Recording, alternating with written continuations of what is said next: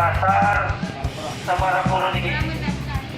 Kami dari Satgas Penanggulangan COVID Provinsi Bali mengucapkan terima kasih kepada Bapak Ibu yang sudah menggunakan masker.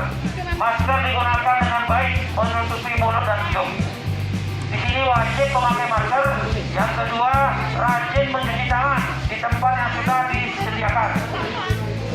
Sebelum berangkat ke pasar, wajib mencuci tangan. Di dalam pasar juga setiap saat wajib mencuci tangan. Kemudian Bapak Ibu menjaga jarak antara pembeli dengan pembeli dengan penjual, dan penjual dengan penjual.